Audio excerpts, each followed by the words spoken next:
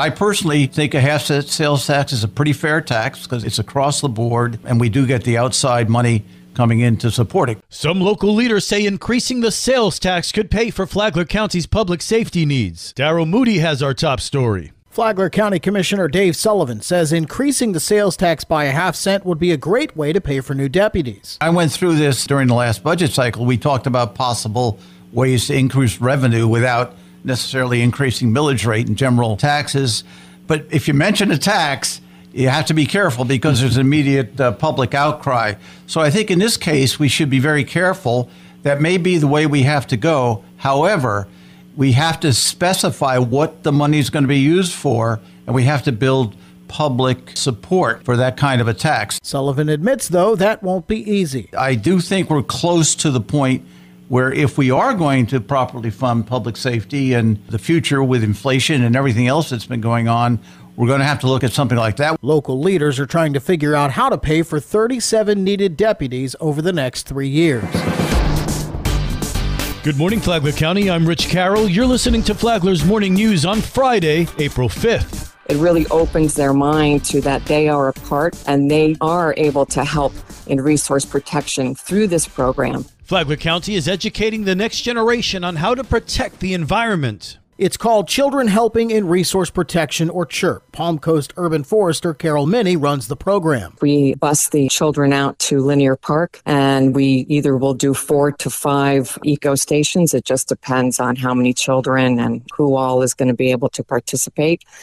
And the kids will rotate through these different eco stations. Some of our partners are the University of Florida Whitney Lab. We also have Central Florida Zoo and the Orion Center for Indigo Conservation. We also have Marine Land that comes out. Minnie says both kids and adults get a hands-on educational experience. Whitney Lab is wonderful because they actually bring marine animals, so the kids get to actually interact with horseshoe crabs and starfish, and they get to take a look at a spiny Florida lobster. And then the Central Florida Zoo will bring an actual eastern indigo snake for the children to see, and they talk about venomous versus non-venomous snakes and how to tell the difference. And we've gotten many compliments from students, teachers, and chaperones that have gone through the program. Since CHIRP was launched 17 years ago, more than 14,000 students have gone through the program. In 2017, CHIRP earned the Excellence in Education Award by the Northeast Florida Regional Council. For Flagler's Morning News, I'm Darryl Moody. This local news is a service of Flagler County's Toyota dealer, Beaver Toyota, US 1 St. Augustine, here to wow you.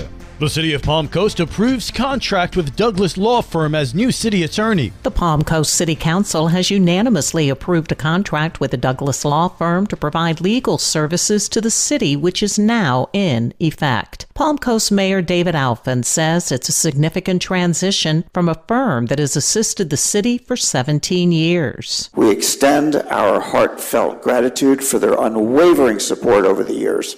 Their contribution has been invaluable, and we are grateful that they will help facilitate a seamless transition to our new legal representation with the Douglas firm. The services provided by the Douglas Law Firm will encompass a wide range of legal responsibilities crucial to the city's functioning. The services provided by the Douglas Law Firm will encompass a comprehensive array of legal responsibilities crucial to our city's operations. I truly believe in the Douglas Law Firm's ability to uphold the highest standards of legal counsel for the city of Palm Coast.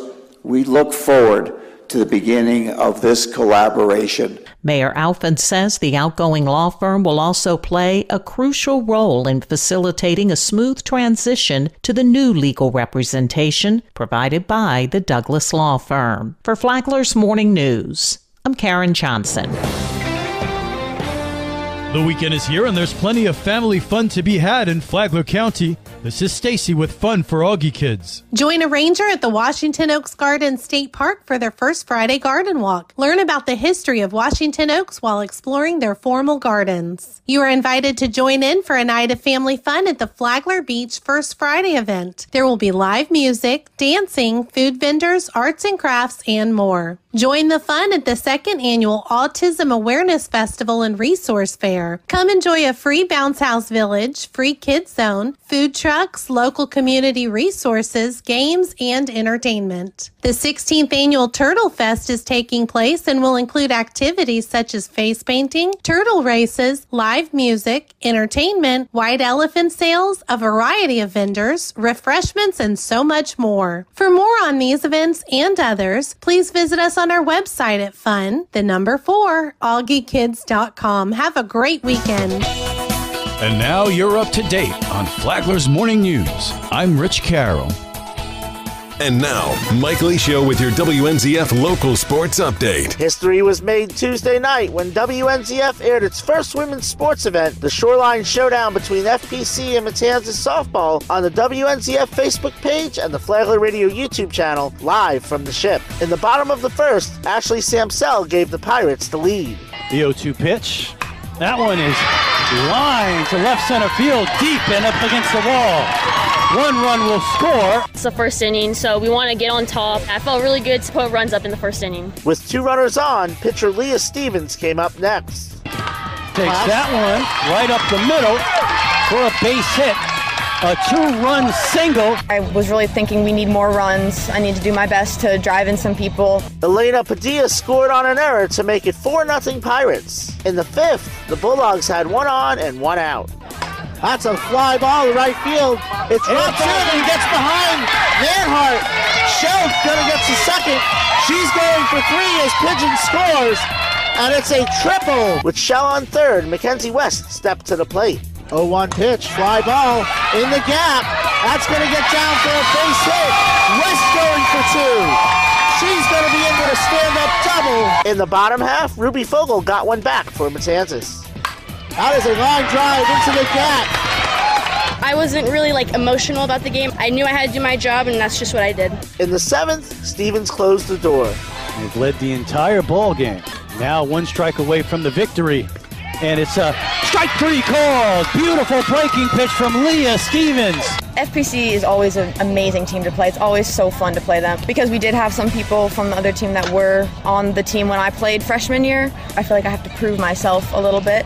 Ashley Samsell is also on the Pirates volleyball team, but softball hits different. Softball, it's my main sport, and I grew up playing with a lot of these girls, so you always want to beat them. The Pirates are 10-1, their best start since 2019 when they started 12-0. Their Wednesday game against the alma mater, St. Augustine, was rained out. FPC is at Spruce Creek tonight. Baseball, FPC will make up their Wednesday rainout with Bishop Snyder tonight at home. FPC girls lacrosse host the alma mater. With updates Mondays and Fridays, we are your home for local sports. From the WNZF Sports Desk, I'm Mike Licio.